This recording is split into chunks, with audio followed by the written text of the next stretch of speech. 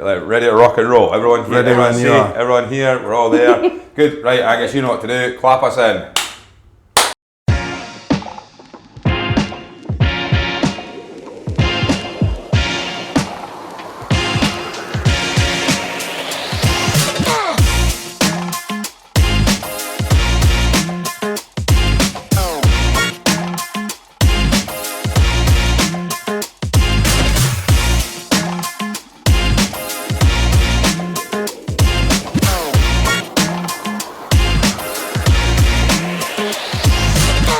Welcome along to the Whisky Stories podcast, Speyside Bonanza. It's absolutely sweltering outside.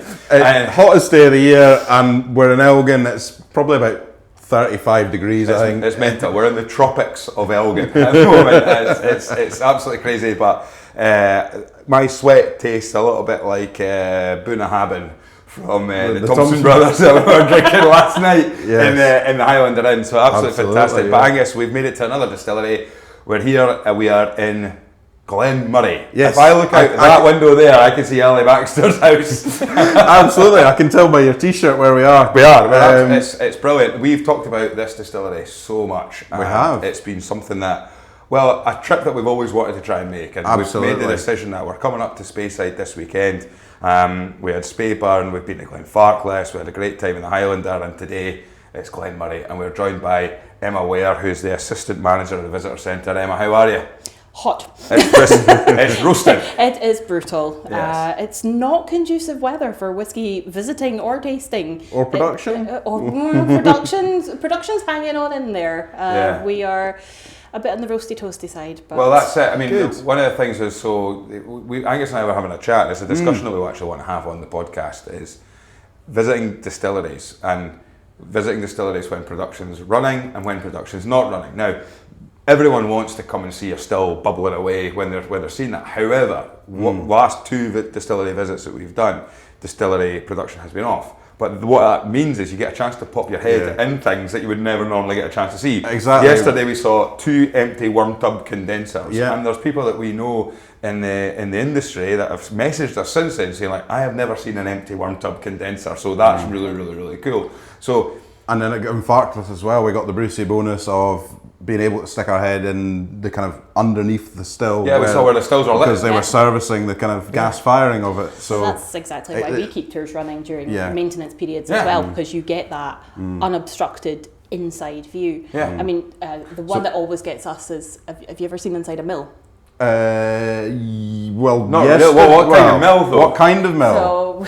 So we've obviously got a Porteous mill here. Okay. Well, I've never seen inside one of them. No, I've never seen inside a Porteous mill. Best days to visit. I mean, you can never schedule it. It's literally luck of the draw. But if you can be here when Ronnie Lee's in service in the mill, and he will like show the guys little bits and pieces. We always send our tour guides over so that they can get a good idea, and he's always happy to like really help out with the visits. And the tourists, they don't appreciate that. Everybody will phone up and like say, "Oh, are you working? We only want to come if it's on." I'm like, no, come when it's quiet. It's great. I bet if you sold tickets for the mill servicing day, they would sell out. Absolutely. That's not a bad shout.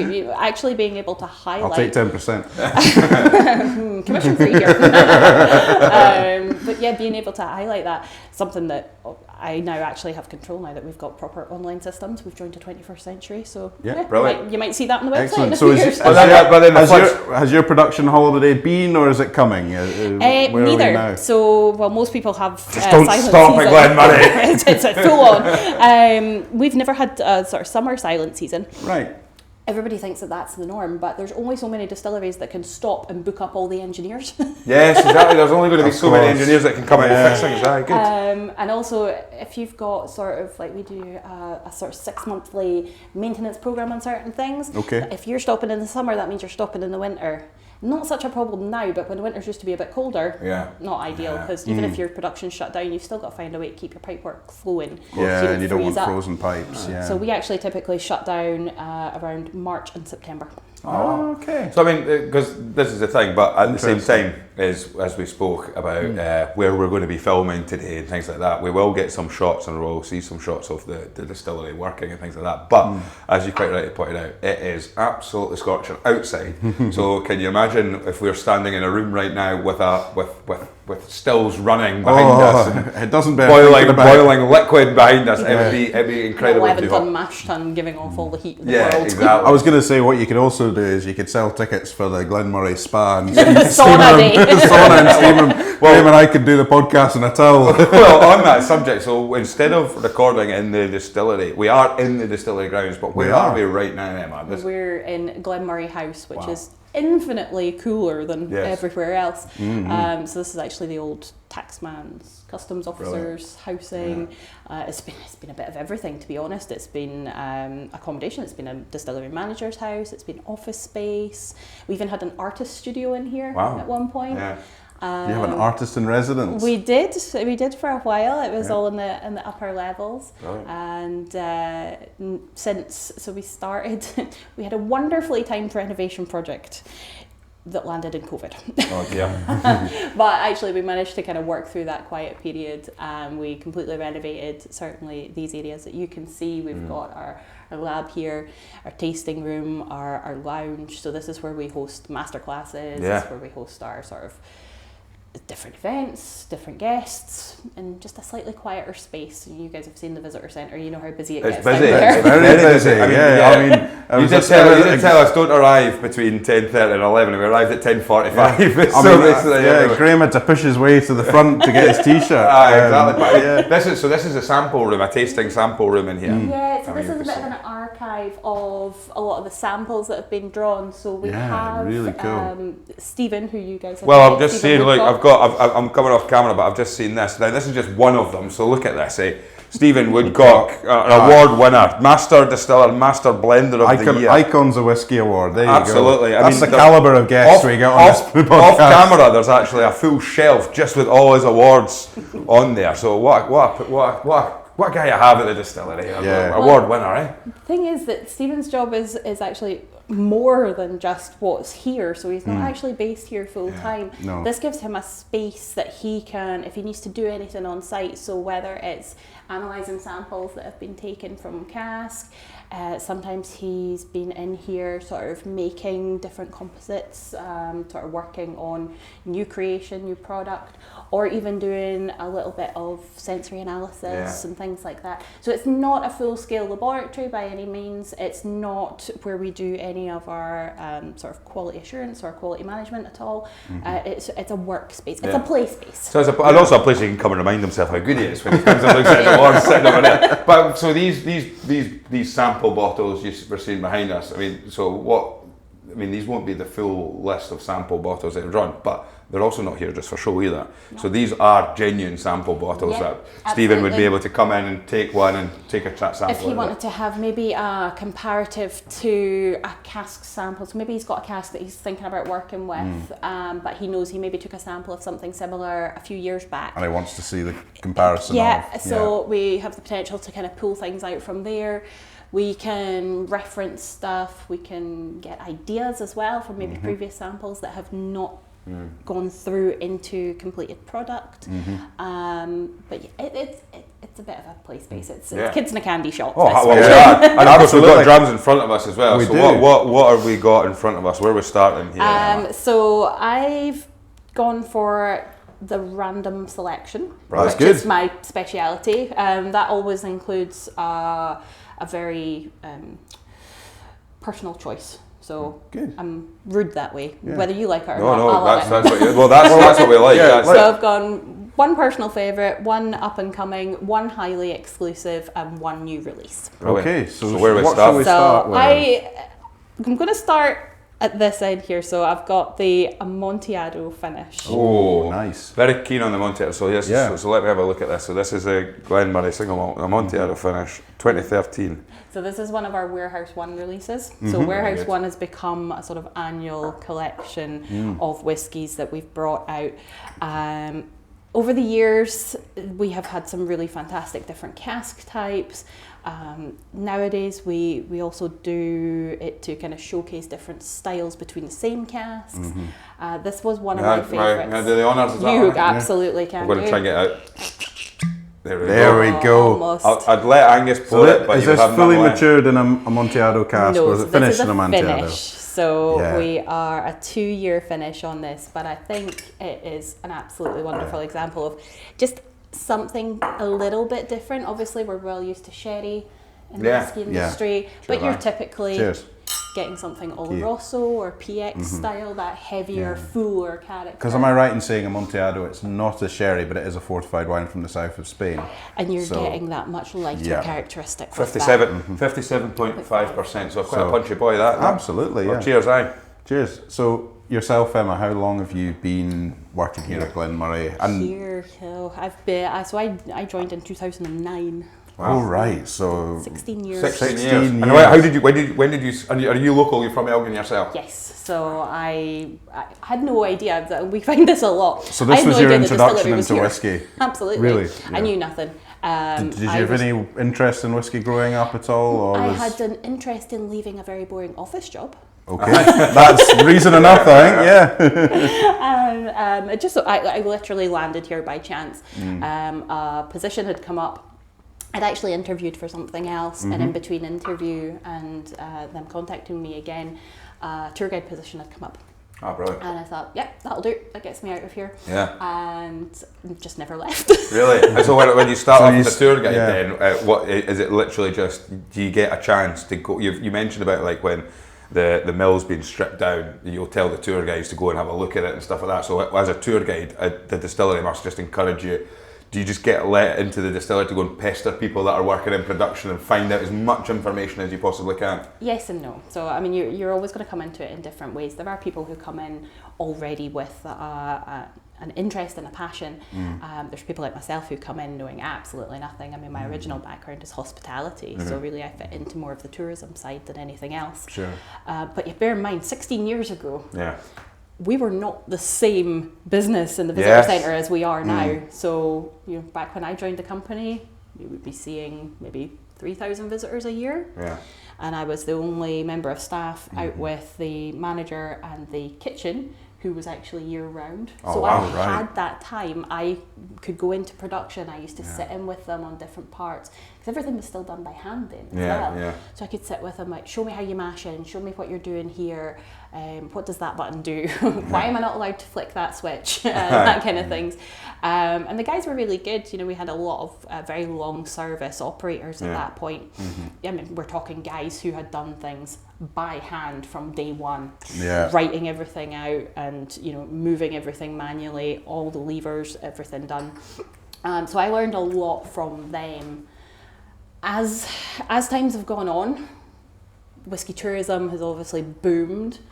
We've gone now. Well, we're seeing I think there was about 3,000 in the visitor centre this morning. So it felt like that. Yeah, so 2009, 3,000 per annum, 2025. 2024, 30,000. Wow. So tenfold increase within 16 years. That's is quite something. And Neil paid that. So that just means you're 10 times more busy yourself then.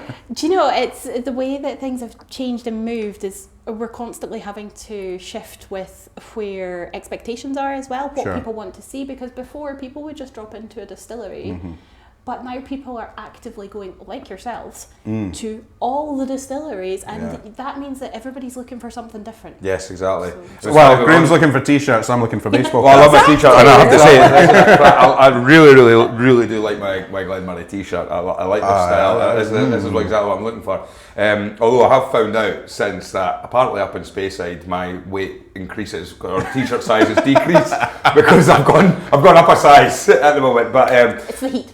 I'm going to blame the heat for that. When you started here then, and how big was the job? Like, was it a case of, was this a starting point for the distillery to start saying we want to grow this visitor centre? And because you're saying like you were brought in and you'll be the first person that was working all year round, so that seems to be like an active investment in that process to then start building and building, because there must have been a plan in with whiskey tourism to grow that. A plan. I love that thought. Absolutely not. So although at the time I was the only one kind of staying year round, then I took over from someone else. So that position had been there previously, but it's there's kind of a twofold aspect of it. We had just been taken over. Right. So in 2009, when I joined, we'd just been taken over 6 months previously by La Martiniquez. Yeah. And that change in ownership, for those first few years, it was very much them finding their feet with the distillery and deciding like where things were going to go. Did they own any other distilleries at the time, or was it just yourself? We've got our sister site. We've got Glen Turner down in Bathgate, of course. so grain distilling. Grain distillery, yeah. But we're the only malt distillery in the company. That's right. Yeah. And really the business, the whiskey business within LM is blends. Yes, well, it's Cutty Sark and Label 5. Yeah, Label 5. Label 5, yeah. Yeah. So, with regards to tour guides, we've spoken to a lot of people who've gone through the tour guide route, working sort of hospitality as the visitor centre route, as well as people on the production side. Mentioned Ali Baxter, we've done a load of stuff with the Scotch Whisky Experience. And one of the things you find, and we've seen it even in the last 24 hours doing these distillery tours, is you get so many different types of angles to attack whisky as a tour guide, a tour operator. So for you, what's your side? Is it the history? Is it the storytelling? Is it the production side? Is it the numbers, the facts, the figures? What is your angle of approaching it? What do you love? Depends on the group. Right. Honestly, I think the best thing that you can ever do is have that flexibility. The people who do the best in these roles with us are the ones who are not necessarily an expert in one, but interested in everything. Yeah. Because that gives you the best opportunity to tailor exactly what you're offering as an experience. I would never consider myself an expert in anything, because the more you learn, the more you realise how much more there is to know. Oh yeah, we've had that so many times. People say, I mean, we've found this out ourselves as well, as the more you learn about whiskey, the more you realise there is to learn, as just what you've said, really. But do you have though? If I was to push it, like, what's your favourite part of? Like, do you just enjoy the element of production? Is it the cask maturation side of it, or is it the history and the storytelling of what the distillery is, where it come from, and what the background of it is? I would definitely lead more now into the history, but I suppose that really comes from me stepping back. So I don't actively lead tours and tastings, anything really now, apart from the odd one or two. So my role has become very different from what it was originally. So you're back in a boring desk job now? Kind of, yeah. I've kind of backed myself into a corner, but with the increased footfall and the requirements, the reservation management takes up a huge part of my job. Of course. And then just sort of the day-to-day running of the visitor centre. I probably invest more now in my team than I do in what I'm doing personally, because they are the ones that are on the front line, and they're the ones giving the... And how many people have you got there? What's your team look? Because you said you were one person all year round. What are you looking at now? So we are now, at the moment, because we're in the summer, the visitor centre is a team of 15. 15? Because I saw even you've got the headphones for multilingual. No, these are amplifiers. Oh, are they? Yeah. Right, okay, there you go. Because the noise and Well, production. of course, yeah, so there you go. And these guys, we want to give them the best chance to not sort of burn themselves out, lose their voice and things. Of course. There's a lot of stuff you can't use because of the EX rating on the site and the explosive risks there, but the amplifier just helps the guys to kind of... get their voices across. Brilliant. And right, so with regards to the history of Glen Moray then, Glen Moray has been a brand that I've just always seen, but never known an awful lot about it. And one of the things we're mentioning Stephen there, we've talked about it on the pod so many times, about how he was a big advocate for saying, like, Glen Moray is not cheap, it's it's good valued whiskey. But at the same time, we were mentioning this at the Speyburn tasting yesterday as well, and you say, well, sometimes the more accessible the whiskey seems to be, and the places you can buy it, you can suddenly say, because you almost say, I tell you what to do is don't make it £35, make it £65, and people might suddenly go, oh, that's an expensive whiskey, ergo that must be really high valued. But then there's the other side, you go, no, it's just good valued whiskey, and it's accessible everywhere. You can go to the local shops, you can go to the supermarkets, you can go to major whiskey retails, you'll see a bottle of Glen Moray. Sponsorships, advertising everywhere, through rugby, through golf, all these different things. I've just seen the brand everywhere, but I don't know an awful lot about the history of the distillery. So give us a brief rundown. What is the history of this? Because I'm looking around the buildings, you can see nice old stone buildings outside, nice old looking warehouses. So the distillery's been here for a while. We have. So we are approaching our 130th anniversary as a distillery. The buildings that you can see out the window there originally was a brewery. Okay. So this was West Brewery. Right. I say that like it was uncommon. There were so many breweries in Elgin. It was unreal. Well, if you go back a few hundred years, every town would have had several. Yeah. We had over 80. 80 breweries in Elgin in the 1800s. Wow. Yeah, I think that says a lot about the population, to be honest. Yeah. But we've had a lot of really good trading routes, like we were saying about. Elgin now is sort of, it feels a little bit more central, but back in the day, the coast was a lot closer. There was a lot of good shipping trade here, so a lot of beer and then whiskey later on was being traded across the seas. So kind of Baltic Sea trade and all this. Yeah, exactly. And that for us kind of really solidified the need for the development here.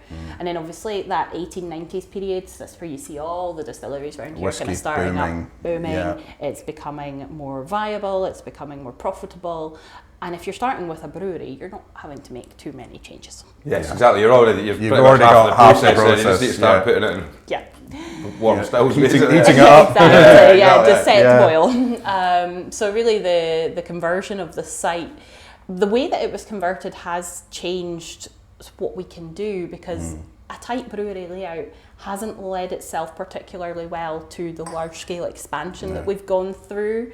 So under LM ownership for the last 15, 16 years, we've expanded 3 times. Really? Okay. In terms of size of production? Yeah. So putting new stills in, new washbacks, sort of thing? Everything. New everything. So when I joined the company, we were making 2.2 million litres per annum. Okay. We jumped up to 3.3 with a 50% expansion back in 2011. Okay.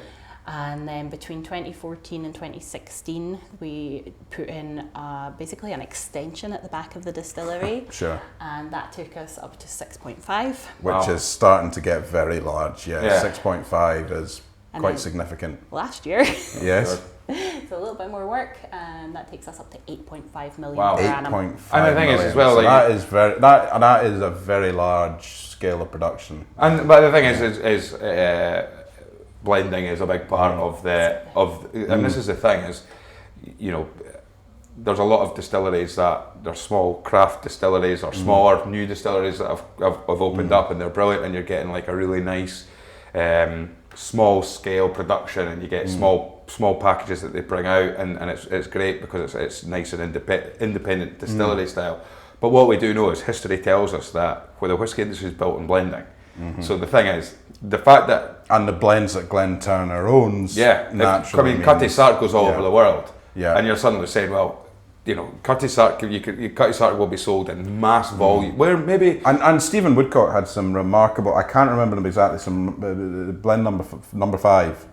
So, is it label 5? Label 5. Sorry, is that the biggest in France? Biggest in France. Yeah. So if you're big in France, you're which huge. is the second biggest. One of the second biggest foreign whiskey market after the United States, isn't it? In terms of value. It's massive. That was the drive. That was the whole reason of purchasing Glen Moray. They didn't come here to purchase a single malt brand. They didn't come here to purchase a distillery for that reason. They were looking for volume, because at that point, sort of late 2000s, it's becoming much more difficult to tap in and source the volume of liquid, because everybody's starting to lay down a little bit more. So there's not that flexibility. If you just buy a distillery, you can do what you like. So by increasing the production, they increased not just Glen Moray as a brand, which is obviously where we've benefited, but they've increased the volumes available for the blends. It's led to diversification on site. So they brought back peating. In 2010, we ran our first peated batch. And we've done one almost annually ever since then. And these things are only possible because of the blended side of the business. And the thing is, of course, we'll talk about the spirit then, because it's one thing just somebody coming in and saying we're going to buy a distillery, but obviously there's got to be an element of quality. There's got to be, and if you're saying that Glen Moray has been through all these 130 years, to doing something right, effectively. So, absolutely. talk us about the production side of things then. As how many stills have you well, got on let's site? go back. Where do you source the malt? Where do you source the malt barley from, or what's the malt? Is it just a case of buying from a maltster in the UK, right? So it's a standard maltster. Malting will be UK typically, but we have had overseas malt. We will trial always as well. And sorry, is this the next? Is this the next one? That is the next one. Right. Yeah. We're on it. Now this is an unmarked bottle. This is an unmarked bottle. This is So exciting. this. I'm going to open this. So when you were talking, what you said, one was kind of a new release, one was a personal fit. This is your exclusive pick, right? This is coming soon. Ah. So this is unreleased. So we started off with the Amontillado from the Warehouse 1 collection, which is one of my personal favourites, just because I like my whiskey like a kick in the face. Okay. Yeah. And I just feel that lighter style, that zestiness, that liveliness that it's got is fantastic. And this, for me, is coming quite close behind that. This is going to be this year's Warehouse 1 releases. So this is going to be our tequila cask. Tequila, right? No, because I've just seen GMW1 Tech DEQ on the side there. So cheers, Cheers, tequila Glen. cask. Not having enough of tequila No, cask. I have not. So really interesting. I mean, in terms of sourcing tequila casks, and Not bad. Mexico is the place to go, is it? Absolutely. And I mean, this is Well, let's go back to before we right. So malting, you're sourcing your malt, you're experimenting with the malt, so you don't say right direct. Okay. Then it's a case of you've got the mill in here, so your mill. So Porteous. We have one Porteous mill. Yes. How old is the Porteous mill? So it was fitted in 65? No, 85.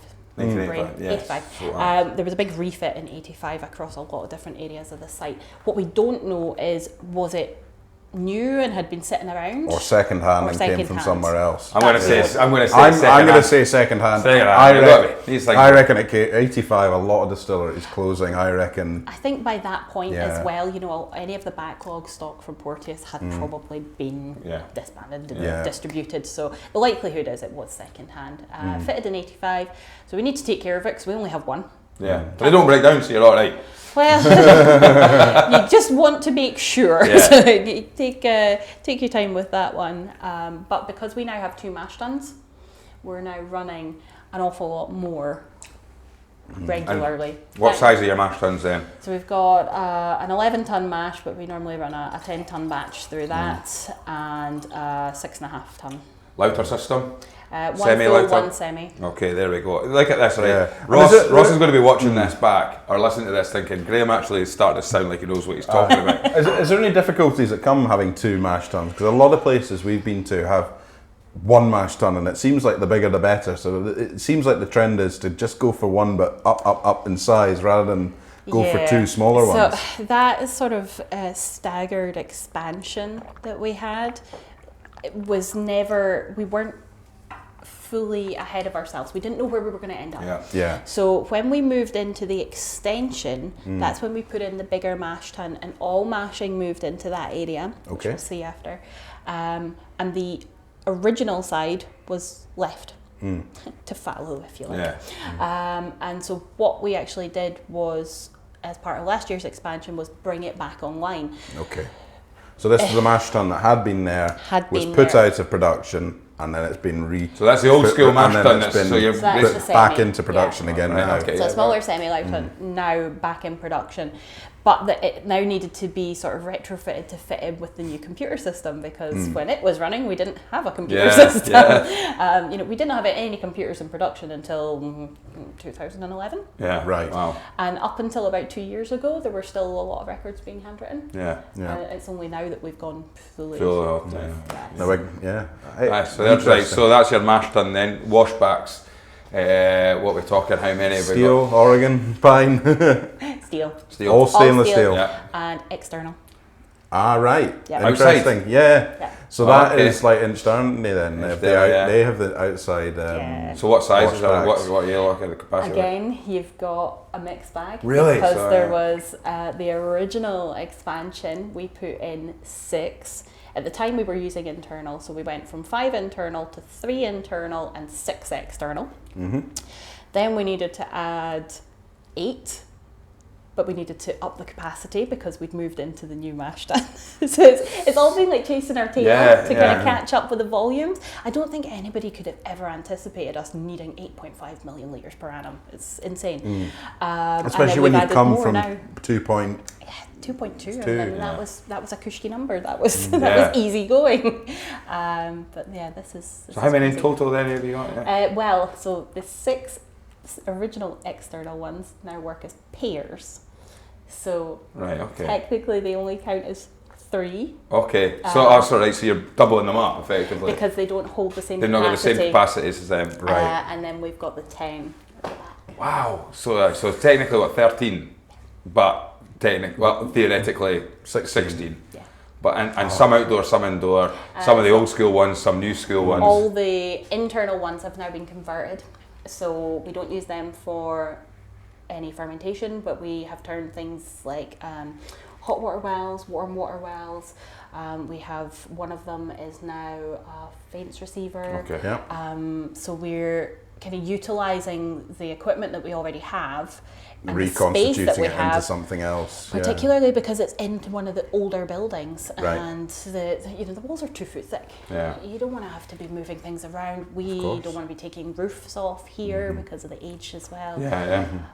So yeah, it's been a juggle. Absolutely. And Lots of pipes have had to be but then put in different when you actually directions. think about it, when you go back to Stephen's episode, Yeah, and this is Stephen exactly talked what he was talking this is about, his yeah. job. Well, I mean, Stephen became renowned for basically being able to maintain distillery character and also completely rejig distilleries. And he talked about when he was on the pod, not related to Glen Moray, but he was talking about when he was managing Inchgower Distillery, and he was talking about how he reconstituted that distillery and how, when he went in, it was all the constituent parts of a distillery, but if he'd thrown them up in the air and dropped them on the ground, that's what Inchgower was when he came in, and he was talking about, in a similar kind of fashion. He was saying, when we were looking at putting a mash tun in, we wanted to keep production going, so it was using different parts and it was all piecemeal, and the thing it was fascinating. It was a jigsaw puzzle. But you're dealing in a building with over 100 years old. So the problem you've got is that, and as you've said, taking roofs off. Do you want to? The easiest thing in the world would probably sometimes be stop production completely, demolish as much as we possibly can, and rip it up and start again. Rebuild everything. But you want to keep production going. But then you need to keep production going, and also so there is this sort of like, and as you say, when the original guys were putting stuff in, it was like 2.whatever million. That's massive. That's what we need to do.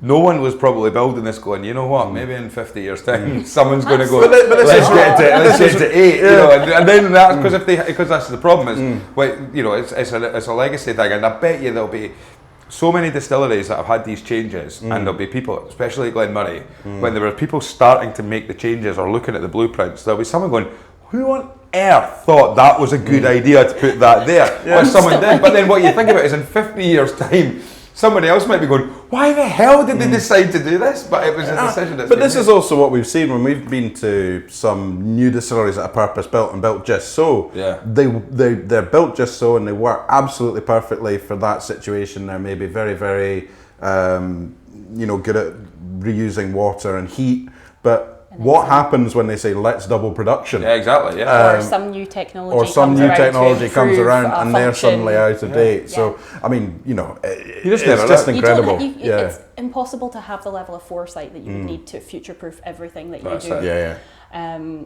2 years ago, I was doing this project, sort of looking into the history of the distillery, and I needed to have some sort of comparative figure to make sense. So I looked back at the distillery production for 1923, so exactly 100 years ago, and I wanted to see what we were making and how we were doing it, and the details are very sketchy in the few books that we have from that time period. But what I did manage to get was the end of year figures, and sort of translate them into new money, if you like, because maths is not my strong suit, so it wasn't easy. But it turns out 100 years ago, we were making just short of 34,000 litres. Yeah. So where's that comparatively then around, like as a distillery? Was that one Glen Moray were a big distillery with that production, or did that put them as a small little cosy distillery for local production, or you know where did Glen Moray stand in that? I mean, I would have suggested at that point very much just a standard blending malt distiller, because everything would have been sold off. We really wouldn't have been looking. There would have been Glen Moray produced, but on a small scale. It was all about selling it off to blends. Sure. As we've seen in the bond books, you can actually see who's been transferring down into different bonded warehouses. You can see what kind of. You can estimate what kind of blends it's been going into. Well, especially when you see Kilmarnock. So take a guess. So then let's go back to the production side then. Fermentation times, what we're looking at? Typically about 54 hours. 54 hours, okay. Which is quite an extended one, but previously just 48 or 48 hours. And what yeast is it you're using, is it? That one. That one there, Can you remember? We'll find out. It's too hot. It's too hot. Don't worry, we'll find that out. We'll find out. But, that's our task for the day. I am so traumatised by yeast. Yes. After doing my diploma, I don't ever want to think about yeast. To be honest, I don't have a clue. I don't have a clue about yeast, but I've just heard other people asking that question. Yeah. So basically, this is it. You could have said absolutely anything to me, and I'm going, oh, brilliant. I would have. Well, there are yeast geeks in whiskey. 100%. So right, fermentation. I am not one of them. We'll cut to into the next into your stills then. So we have split distillation across 2 areas in production.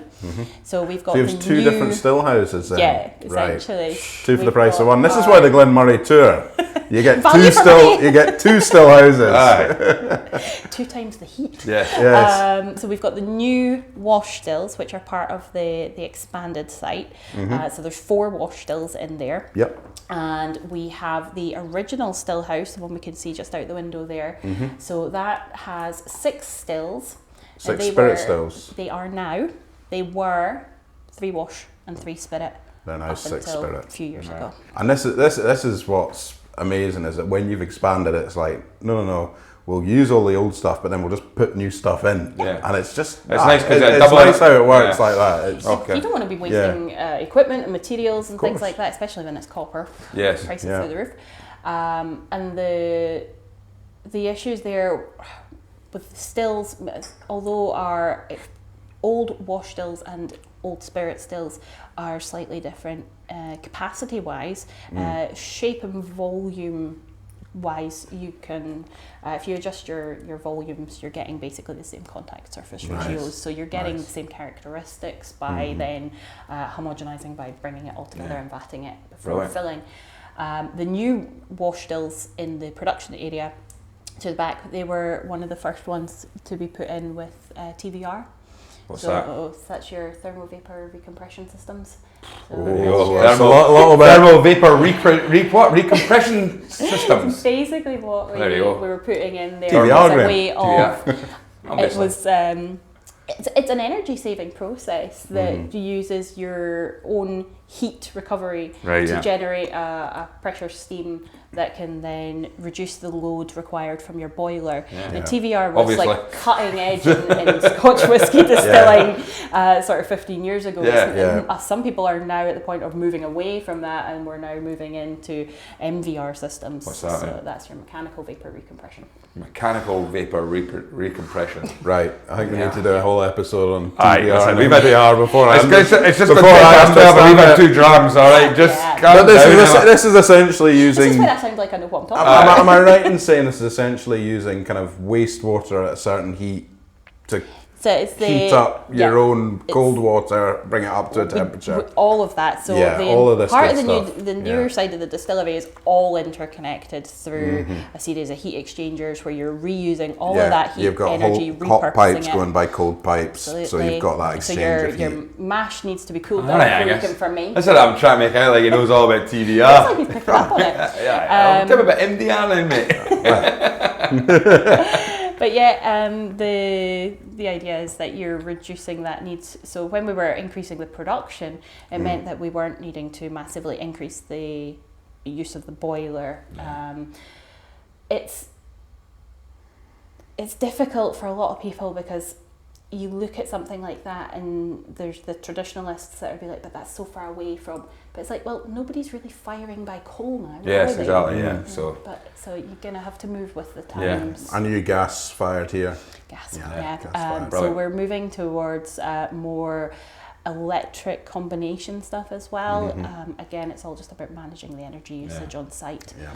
Superb. Well, the other big part that Glen Moray has, you know, with the changes in all the processes and things like that, is the maturation side of things. The warehousing. We've already tried two very interesting casks there, but one of the great places that I think we're going to go and see is Warehouse 1. Actually, Warehouse 1, where those two are from. I tell you what, let's go and see Warehouse 1 just now, and then we'll see what that's like and things like that. I'm really looking forward to that. Cheers, Emma. Thank you. Right, so Emma, we are now in Warehouse 1, and we've got casks behind us, but it isn't until you look directly behind us the scale of this. I think you can see over there. Yeah. In terms of length, I think this is, from memory, this feels like the longest warehouse I've been in. It's got a fair stretch. It goes all the way down this side of the site. This is one of the older warehouses technically, but it did have to be rebuilt because we had a history with flooding, as does most of Elgin. But they kind of had to rebuild and sort of lift it up slightly back in the 1960s. So in terms of facts and stats, do you know how many casks roughly are in here, or is that? Warehouse 1 can hold a maximum of up to about 4,000, but it'll vary, you know, whether you're storing these bad boys or teeny tiny little ones. And this is dunnage, so this is, but it's not with a concrete floor and a metal roof. So your concrete flooring is just on your workspace areas. Yeah. Because these days we do have a small internal forklift. Yes, yeah. Just for that's the thing, is when you look back at like health and safety, and you know, it's an important part because you know, you don't want people getting hurt or injured at work. But what's really interesting is like there's so many things in the whiskey industry that still has to be done by hand. You look at like cooperages and that ancient art and craft of building casks, it still has to be done by hand. There is absolutely no way that you can suddenly automate that and get a machine or anything to do that. And then there's the other element that still warehouses for brands that are massive brands that will still have people pushing casks up into dunnage storage like this. There's still that manual element to it, whether it's, even if it's just sort of prepping your cask, even if you're going to be storing into palletized warehouses, you still need somebody sorting those casks by size, making sure that the pallets are consistent. So they're still having to do all of that.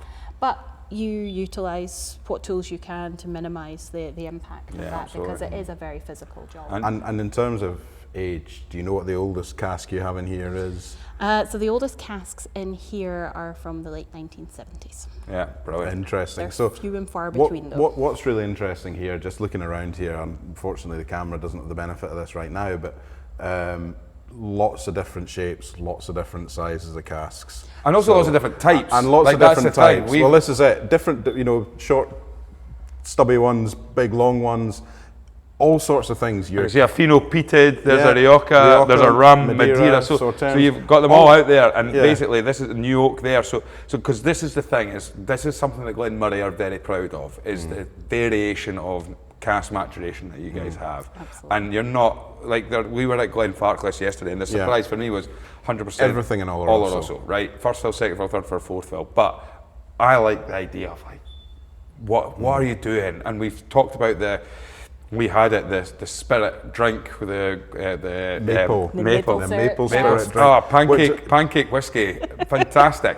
So you're not scared to be doing that. And so what kind of casks are, from a history point of view, you're talking about the 1970s, the oldest cask that you've got in here. Was it always a case that Glen Moray were experimenting, or has it been something fairly recent? Absolutely. So one of the oldest bond books that I have is from, starts in 1910. Unfortunately, I don't have any of the older ones. And in that bond book, you can see the first recorded instance of Marsala casks. We have, in that one, we also have some Moscatel, Madeira, all of these things that we think of that are new and exciting. This is it, because we think, you know, back in the day it was just sherry, bourbon, that was it. Not. But actually, no, all these kind of, you know, fortified wines from the continent. But then did people know an awful lot being about filled it though? Like Well, now we live in an age where we can perhaps sort of say, I mean, like, but like you said, yeah. you know, we know that Glen Moray wasn't releasing a single malt Madeira finish in 1910. Or do we? But, well, no, we don't. We don't. but did they don't. even know that they But- were doing that? Like, was it just that this is a Spanish wine cask, so it's a this Spanish has been wine? aged. But it was being off it recorded goes. as Madeira, so Yeah. that signifies an element of understanding what it was. But you're right. Like I said, you know, or like my understanding is that these wines were coming over, they were very popular, and if the casks were there and available, whiskey distilleries were going to Things were put their being spirit filled, in it. absolutely. If you could buy it, if you could fill it, it was usable. But what we don't know is how was that perceived? Were the guys who were working in the distillery at that time, were they excited about that? And was Did this they by, enjoy it? And was this by a design or was it by accident? Well, Some sometimes people you- seeking out yeah, Marsala it was just a casks, case of what or you was get. it a case of Yeah. I've got 10 Marsala casks, would you like to put your spirit in it? Yes, I would. We've got in 1910 a record of casks being filled on site that are listed as vino sacro. Okay. It's holy wine. Holy Holy wine. wine. Ah, So in 1910 we were already That's making holy Holy spirit. Spirit. Holy Spirit. Yeah, I like that. That's a very, great- very good. yeah. And with regards to storage then, do you store everything on site or do you use the other facilities, the Glenturn So facilities? if it's going to be Glen Moray, Right. it stays here. Really? So we've got a mixture of dunnage and palletised warehouses on site. So How many warehouses you got? 13. So this is we've warehouse got 1 of 13. capacity for around 170,000 casks on site. We're not sitting at that, which is good. We like to have a bit of wiggle room. And then obviously at our sister site where we've got the grain distillery, we've got a much larger warehousing facilities.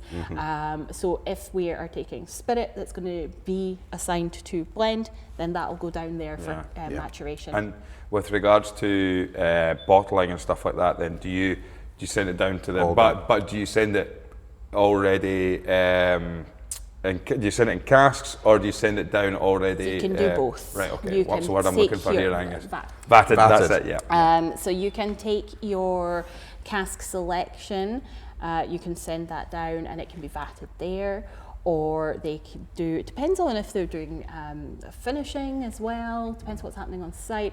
We also tanker spirit specifically for filling down there as well. And then obviously it's a case of how your casks are rotating within the business and whether they're needing to come back to you again for use.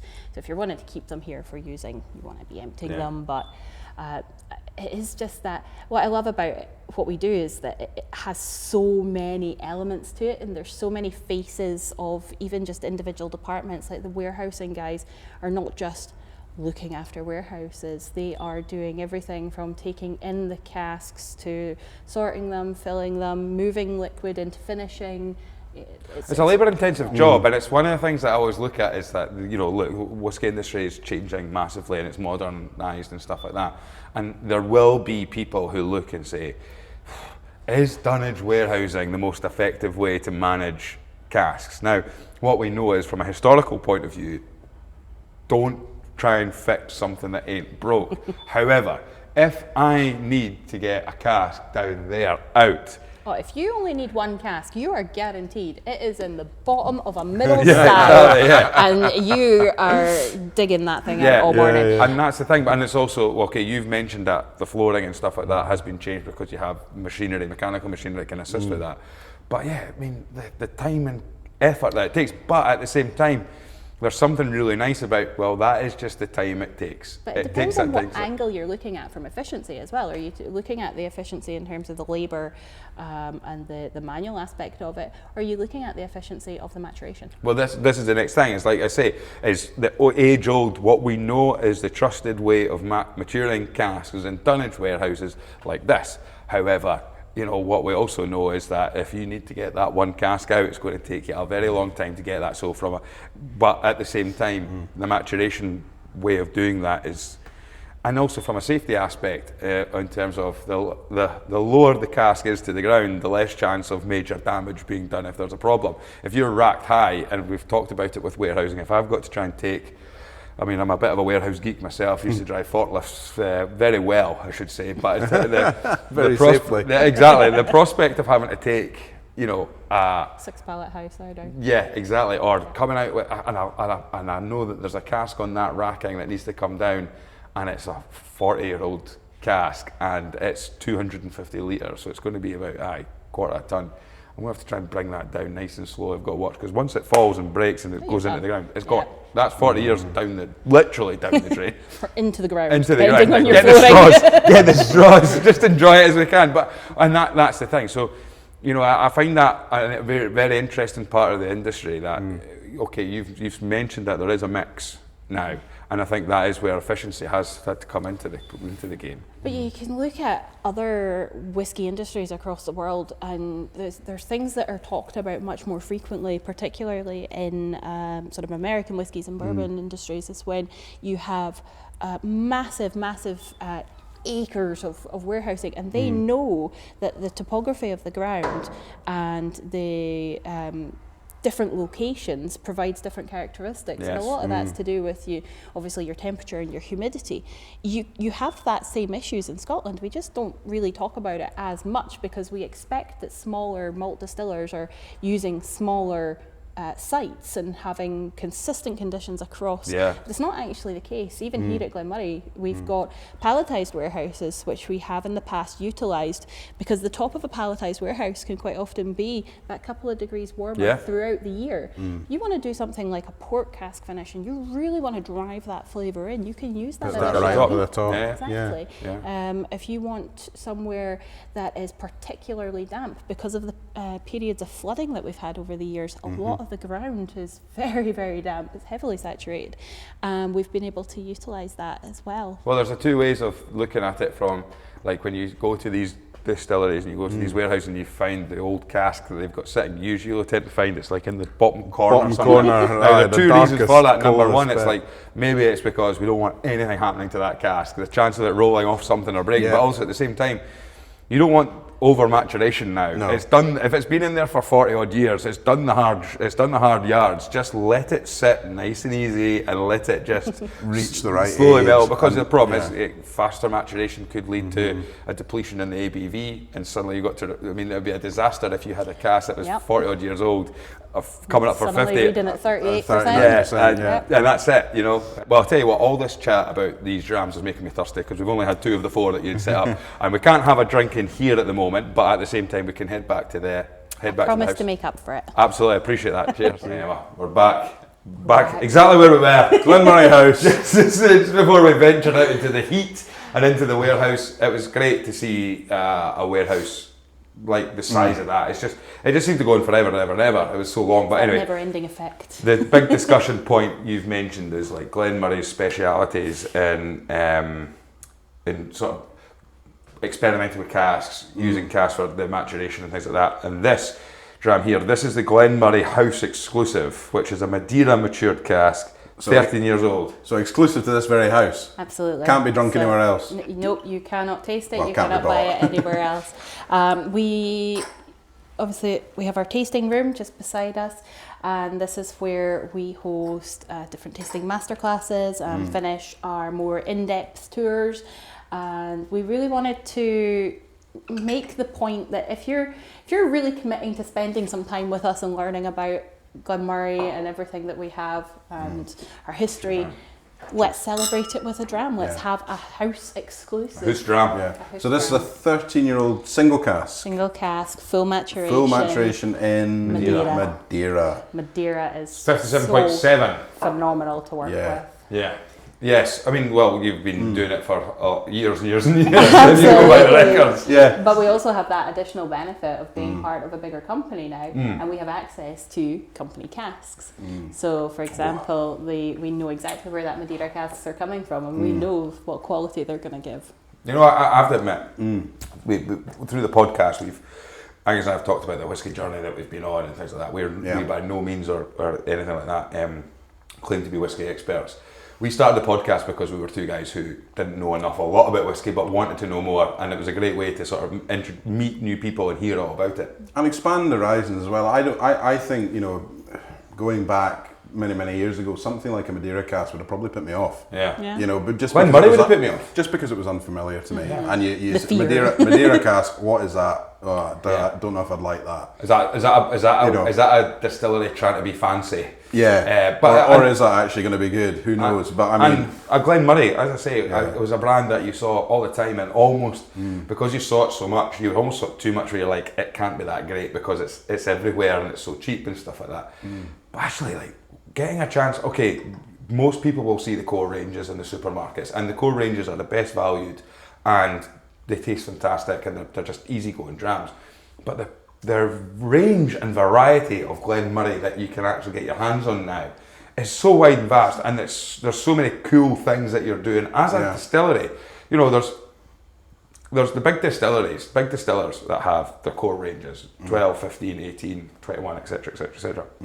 And they'll vat large quantities of casks together and stuff like that, but the freedom that Glen Moray seemed to have with being able to just say, let's stick it in that, let's release this and let's release that, seems to be really, really like on the front foot, and the variety is just so good. And there's 3 drams that we've had: Amontillado, tequila, and now Madeira, and they're absolutely fantastic. Not things that every distillery is going to be releasing, which is what's so cool as well. I think what it really comes down to as well is not every distillery can be that flexible. That's right. Because your distillery character and profile really determines whether or not you can do this, because some distilleries are going to have such distinct characteristics that they're only going to pair well with certain styles. And certain casks would just destroy, or the spirit wouldn't hold up. The spirit wouldn't hold up. Overwhelm the spirit. And that's where Glen Moray's strength is, and that has been Glen Moray's strength for 130 years almost, because Glen Moray is such an excellent all-round spirit. It's got the sweetness and the fruitiness that you expect from Speyside, but it's got enough weight in body and creaminess. Right. It always comes across. I've had a few Glen Morays in different, but it always comes across a very full-bodied spirit. And you can usually, despite the different types of casks, you can pretty much always get Glen Moray Distillery character coming through. It's not just the cask is taking over. It's not heavy. It's never been a heavy dram, and we don't even age into heavy whiskies very often.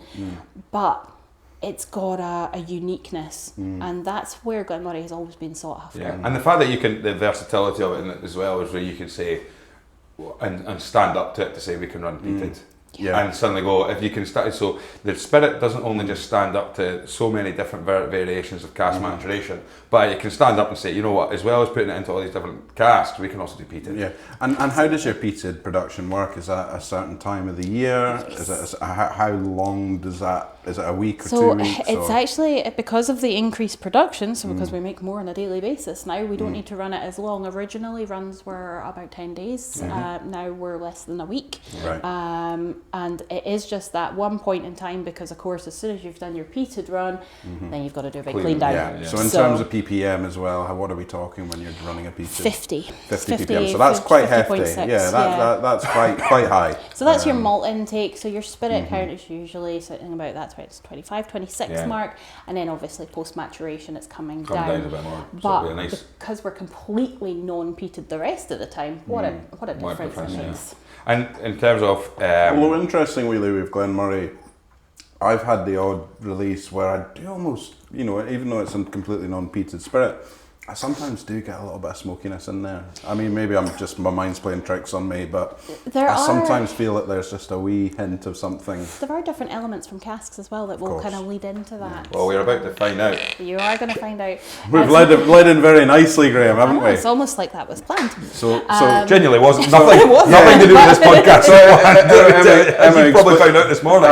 Explain what Graham's pouring here. So this is actually the first ever age statement peated release from Glen Moray. Wow. Now, I mean, I've been so here you since started in 2011. 2009. 2009. No, doing peated. Doing peated in 2010. Right. The very first time we released anything, it wasn't even whiskey. We released a peated spirit at 2.5 years old, which was really It's not like you releasing something that's not a whiskey and it's actually a spirit. But it was so good. And the reaction was phenomenal. So we then moved, we've got one of our Explorer range is the peated version. And we've done peated limited editions and special releases. So is this core release? This is the first time it's gone into core range. So this is a core range, peated, smoky 12. Soon to become kind of quite widely available. So this is a 12-year-old smoky. That is lovely. And it's almost like we've done it the wrong way, because obviously I've picked all my drams that I really wanted to try today, and although we want to finish with the peated, normally you're finishing with your cask strength. Of course. But this holds its own. Oh, definitely. So what ABV is 46. this? This is 46%. Nice and soft and easy going. Very nice, soft, easy going. And what kind of casks is this coming from? A mixture? So you've got a mixture of bourbon and European oak casks Lovely. there. Lovely. Absolutely love. And you know, that is, and there's something about a peated whiskey on a nice sunny day. Absolutely. I would say that's a gorgeous dram. And also what I'd like to say is just congratulate Angus here for some of the best bit of podcasting work he's ever done since being on the podcast by accidentally leading into the peated discussion, not knowing that we were about to pour peated dram. So that is only because I can't tell you, I cannot stress to you enough, none of that was planned. We didn't know what was coming Well, I may have made up for getting every question wrong at the start. He's reined it back in. I mean, you should have seen the state of him coming out the Highlander last night, let me tell you. Oh, aye. If anybody can get anything right on a day like today, when our brains are literally baked in our Well, heads, that's it. And you're on to a winner. We're now on our fourth dram and it's only 1:45. But look, what I would say is, Emma, that's been fantastic. Tell me, for people who are watching this and people who are maybe, right, so whether I do, you go to Glen Moray, there's a whole raft of distilleries that you can visit. When we were staying in Craigellachie, and we drove past, I think, about 4 of them on the way here. So there'll be plenty of people who are, the big names stand out to a lot of people. Like I say, yesterday we visited Speyburn, and it's a new, it's an old new distillery, visitor centre. but a new visitor centre, and it was a great experience to go and see that. Glenfarclas, a very old visitor centre. But actually, but what tours are available? What's the pricing like? What's on offer? Because you're saying you've got a guest coming in here later. That room set up through there looks fantastic. There's going to be a TV up there. You're going to be going through some fantastic drams, I imagine. What's the entry level, what you're looking at for a taste or for a tour here? So our visitor offerings are really based on our brand ethos. And Glen Moray is a whiskey for everybody. Yeah. So we have tours and tastings for everybody. Whether you just want to come in and do a standard tour, you've heard it all before, but you want to have a quick look around, you can do that with the Explorer tour, which is £15 a head. That includes 2 drams. That's not bad. If you want to skip all that, it's too hot to go into the distillery, you can get tasting flights starting at £10 from the visitor centre bar. If you want to go at the other end of the scale, you want to go full on in depth, we do the masterclasses. If you like a little bit of sweetness, we do the chocolate and whiskey tasting. The one I'm going to be doing this afternoon is our cask origin stories, which is really good fun. Oh, brilliant. So those are £50. So we're not talking silly money. No, I mean, it's this has got to be But it's accessible. Glen Moray all over, isn't it? Ethos. It's Glen Moray. It's accessible, it's affordable. But there's no point in having a core range of whiskies that retail at £26 a bottle and charging £100 for a standard tour. It just makes no sense. But also, one of the things is, you go into that and it was really, but you've got the cafe. Yep. You've got an outdoor area, so a day like today, you can coffee shop, little beer garden almost. Yeah, and the shop as well. I mean, I've got this T-shirt. A whiskey garden. There's a whiskey garden. There's so much on offer in the shop as well. It's always, it's got some nice. I saw it's like Glen Moray sports type tops that you've got in there in the shop. So sort of running or football style Yeah. tops there. Really cool. So, brilliant. We have a very small visitor centre, but what everybody always says is it's kind of like being at home. We've got a lot of locals because we're very much part of the sort of Elgin community. Yes. But we're also family friendly as well.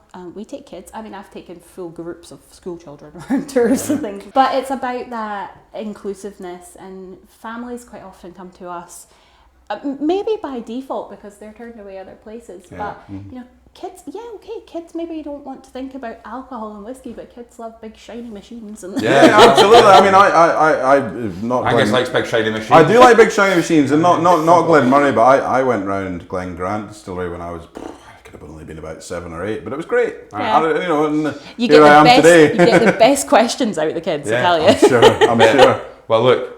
thank you so much for having us here, Emma. It's been great. It's been a really, really, really nice experience getting to see the house, but also the warehouse. And of course, we had a wee walk around the distillery earlier with the camera, so we weren't standing in the roasting heat. And thank you so much for the whiskies you've drams offered us as well. These have been absolutely. And most of these drams, so obviously this dram here, the tequila cask, is that going to be available for retail? Keep your eyes on. Keep your eyes out towards the end of this month, the end of July, for release for that one there. Brilliant.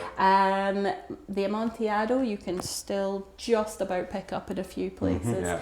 The house experience, the house exclusive. You have to come to this very spot. Exactly. You can't get that dram here unless you're. You know what? I'd highly recommend that dram. I mean, I couldn't. Come here. I couldn't. And I'm being perfectly honest here. I'm not just saying this. I couldn't pick you a favourite. No. Out of those, because I couldn't. They've all done something like I honestly. But this one, the smoky one, because it's a surprise. I think that's one of the nice things when you do these tastings and you go on tours and stuff like that. It's nice to be surprised, and that there, a smoky Glen Moray. It's just another surprise that you get from Glen Moray. It just keeps going. The surprise that I remember, like. Okay, we had the core range. Ali Baxter talked about it on the podcast. Then I had the Twisted Vine. It was a surprise to enjoy that, and then it was like, right, what's the next one? And then later on, it was the maple spirit drink. Yeah, surprise. I mean, that was just amazing. This smoky one, the tequila one, very, very brilliant. Well, anyway, look, Emma, thank you so much for having us. I'm going to let you get back and get baked in the heat. That's with the heat. With the heat, but thank you so much, Angus. We've done it again, eh? Slange.